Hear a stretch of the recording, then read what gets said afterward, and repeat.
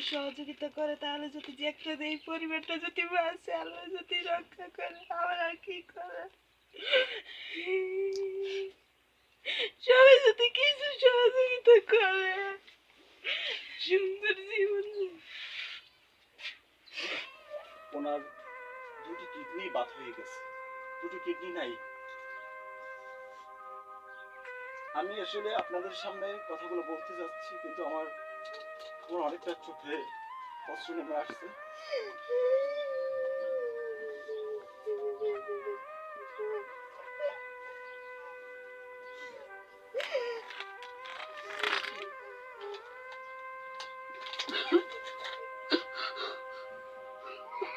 আপনার বড় ছেলে সবার কাছে আমি চাই, মানে আপনি চাচ্ছেন যে আপনার কিডনি ওনাকে ট্রান্সফার করবেন, কিন্তু যাতে সেখানে মিলে।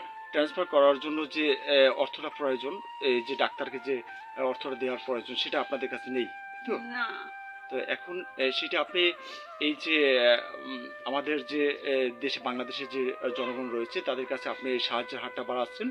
যদি আপনাকে একটু সাহায্য করে তাহলে আপনি আপনার ছেলেকে চিকিৎসা করতে পারবেন, তাই তো? ধন্যবাদ। এত বড় সুন্দর পৃথিবীতে কার না বেঁচে থাকতে ইচ্ছে করে? আজ বুঝি হলো না এই পৃথিবীতে বেঁচে থাকা। এই সুন্দর দুটি ফুটফুটে সন্তানের কাছ থেকে মনে হয় নিতে হলো চিরবিদায়। দর্শক, ওনার প্রতি একটু সবাই সাহায্যের হাত বাড়িয়ে দেবেন। প্রিয় দর্শক, আজকে আপনারা দেখতে পাচ্ছেন যে একটি পরিবার নিয়ে আমি এখানে বসছি। এই যে আপনারা একটা পরিবার দেখতে পাচ্ছেন, একটা ছোট্ট বাচ্চা রয়েছে, একটা ছোট্ট বাচ্চা রয়েছে। এই হলো তার বাবা আর এই মা। কিন্তু আজকে আপনাদের সামনে যে কিভাবে আমি কি ভাষা নিয়ে আপনাদের সামনে উপস্থাপন করব, সেরকম ভাষা আমার কাছে জানা নেই। দর্শক, আমি এই যে ব্যক্তি, ইনি একজন খেটে খাওয়া মানুষ, খুব গরিব মানুষ। ওনার দুটি কিডনি বাদ হয়ে গেছে, দুটি কিডনি নাই। আমি আসলে আপনাদের সামনে কথাগুলো বলতে যাচ্ছি, কিন্তু আমার অনেকটা চোখে অশ্রু নেমে আসছে।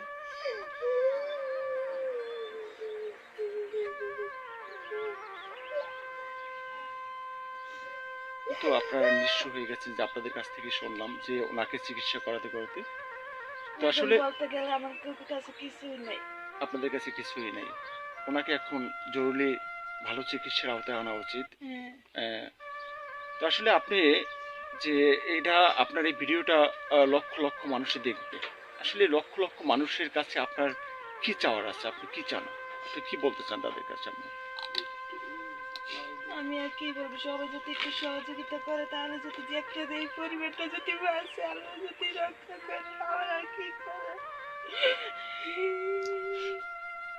সবাই যদি কিছু সহযোগিতা করে সুন্দর জীবন।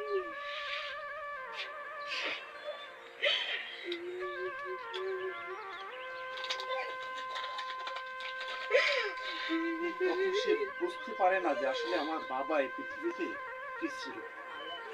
যখন এই পৃথিবী থেকে বাবা অনেক দূরে চলে যায়, তখন সে ধীরে ধীরে বুঝতে শুরু করে যে আসলে আমার বাবা কি ছিল, সেই শিশুর।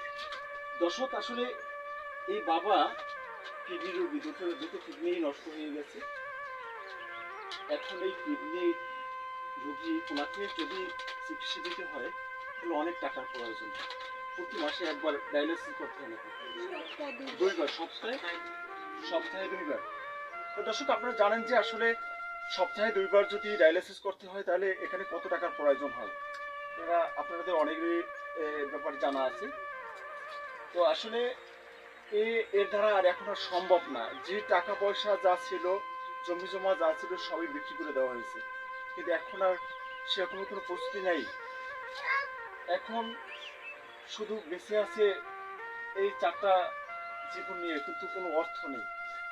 আপনাদের কাছে আমি এই রমজান মাস উপলক্ষে এই ভিডিওটা আজকে আমি প্রচার করতে চাচ্ছি। দর্শক, যদি আমাদের এই বাংলাদেশে 16 থেকে 17 কোটি মানুষ, আমরা যদি একজনে 1 টাকা পরিমাণ যদি ওনাকে দেই, তাহলে বেঁচে যাবে উনি, চিকিৎসা হবে আর সুন্দর করে, আর সুন্দর ভবিষ্যৎ গড়তে পারবে এই শিশু দুটি। তো দর্শক, আপনারা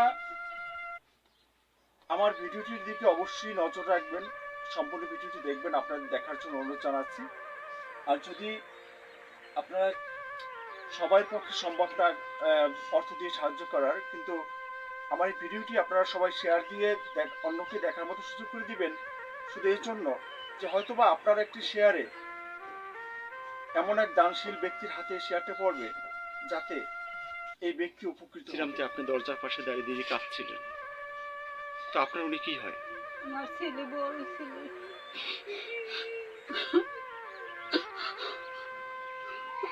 আপনার বড় ছেলে,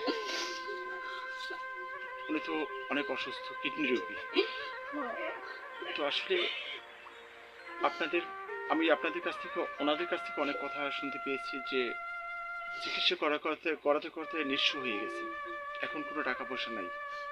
তো আসলে এখন আপনার এই যে আমাদের বাংলাদেশে 16 থেকে 17 কোটি মানুষ আছে, তো তাদের কাছে আপনি কি চান, আপনি কি বলতে চান তাদের সামনে? তাদের কাছে আমি একটু সাহায্য চাই, যেন ওই পরিবারটা সুন্দর করে চলতে পারে, আর আমি যেন ছেলের চিকিৎসা করাইতে পারি।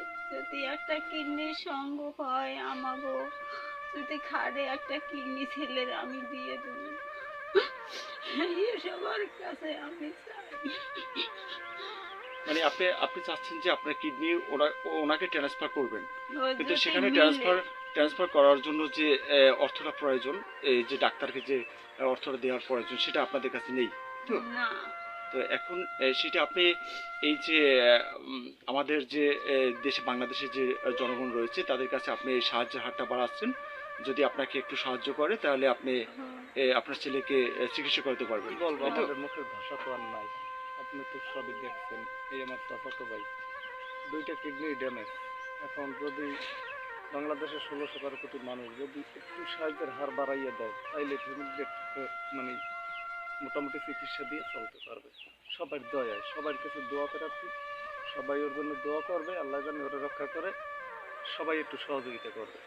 মানে ওর যে দুটি বাচ্চা রয়েছে, ছোট্ট শিশু, সেই শিশু দুটির দিকে তাকিয়ে যে যাতে ওনাকে একটু সাহায্যের হাত বাড়িয়ে দেয় মানুষ, চিকিৎসা করানো যায়, সম্ভব হয়। তাই কোনো মতো দিন যায় আর কি। এখন আপনি এই চিকিৎসা খরচটা আপনি কিভাবে মেটাচ্ছেন? মানুষের যেমন হাওলাত পর্যটন, তারপর সপ্তাহে 2বার ডায়ালিসিস দিতে হয়, সব বরিশাল ছেড়ে বাংলায় যাইতে হয়, 5,000 টাকা যায় সপ্তাহে, প্রত্যেক সপ্তাহে, জি। অনেক খরচা। আচ্ছা, তো আপনার এই যে একটা বাচ্চা দেখতে পাচ্ছি, এ কি কোনো পড়াশোনা করে? জি, আরে মাদ্রাসায় দিছিলাম, মাদ্রাসায়? মাদ্রাসায় দেওয়ার পর থেকে আমি হঠাৎ করে অসুস্থ হয়ে পড়ি। জি। এখন আর মাদ্রাসায় দিতে পারি না, টাকা পয়সা নাই, কে নিবে কে আনবে, সেটাও একটা ব্যাপার। এখন আর মাদ্রাসায় দিতে পারতেছি না। মানে আপনার যে অর্থনৈতিক সমস্যার কারণে একে আর এখন আর পড়াতে পারতেছেন নাই তো? জি। আচ্ছা, তো আপনার এই দর্শক, আপনারা আসলে আপনাদের সামনে আমি কি যে বলবো, আমি সেই ভাষাটা আমি সম্পূর্ণরূপে হারিয়ে ফেলেছি। আপনারা দেখতে পাচ্ছেন যে এই ফ্যামিলিটা এতটাই নিঃস্ব হয়ে গেছে শুধু চিকিৎসা করাতে করাতে। আজকে এই যে একটি কোমলমতি শিশু রয়েছে, তাকে যে মাদ্রাসায় পড়াচ্ছে, কিন্তু সেই এখন আর পড়ানোর মতো অর্থ তার কাছে নেই, সে মাদ্রাসায় যেতে পারতেছে না। আশা ছিল পোলারের বড় একটা হুজুর বানাবে। জি। নামাজ পড়ো পিছিয়ে ক্লাস, সেই আশা আর পূর্ণ হইল না। দর্শক, আমি আপনাদের কাছে এতটুকু বলতে চাই যে ওনাকে যদি পারেন আপনারা 2-4টা টাকা দিয়ে একটু সাহায্যের হাত বাড়িয়ে দিতে। এই রমজান মাসে প্রতিটা মুসলমান এই রমজান মাসে আপনারা ফিতরা দিয়ে থাকেন, সেই অর্থটাও যদি কিছুটা অংশ যদি ওনাকে দেওয়া হয়, তাহলে বেঁচে যেতে পারে ওনার একটি পরিবার।